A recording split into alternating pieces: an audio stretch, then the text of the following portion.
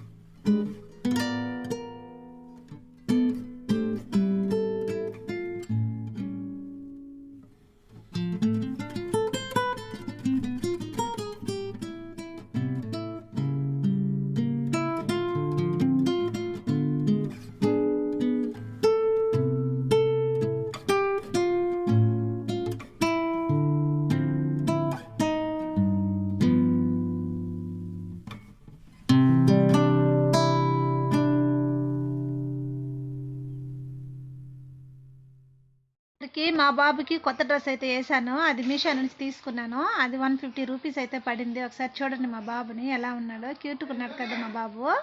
ఒకసారి చూడండి. అలానే నేను కూడా ఏమంటే మీషో నుంచి ఒక శారీ అనేది తీసుకున్నాను. బ్లౌజ్ కూడా నేను తనీగానే తీసుకున్నాను అనమాట. నేను కట్ పీస్ అనేది తీసుకున్నాను. ఆ బ్లౌజ్ని అయితే తనీగానే స్టిచ్ చేసుకున్నాను.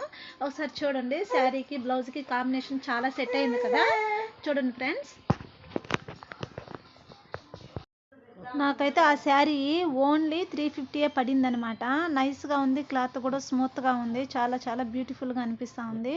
అంటే హెవీ లుక్ అనేది లేకుండా సింపుల్గా ఉందనమాట. అందుకనేసి నేను చెప్పేసి నేను ఇది ఆర్డర్ పెట్టుకున్నాను. నేను ఒకసారి చూడండి మా బాబుని ఎట్లా ఉన్నాడో చూస్తున్నాను. తర్వాత నాకు ఇంట్లో పని చేసుకునేసరికి ఈ టైం అయిందనమాట. ఇప్పుడు టైం అయితే 4 అవుతా ఉంది. 4 గంటలకు దీపాలు తొమ్ముకున్నాను. మార్నింగ్ అయితే అసలు దీపం కూడా పెట్టలేదు నేను. న్యూ ఇయర్ స్పెషల్ అంటే ఎంత సెలబ్రేషన్ చేసుకోవచ్చండి. అస్సలు నా టైం అనేది అస్సలు సరిపోయింది. మా బాబే కదండి, ఇంట్లో పని కూడా అంతా కూడా నాకు సరిపోయింది అనమాట. అందువల్లనేసి ఈవినింగే చేసుకొని ఇప్పుడు తీరిగ్గా నేను నా పాటికి నేను ఇప్పటికైతే నాకు తీరికైందనమాట. చూడండి ఒకసారి నేను చూపిస్తున్నాను కదా, లక్ష్మీదేవి బొమ్మ. లక్ష్మీదేవి బొమ్మ చూస్తున్నారు కదా.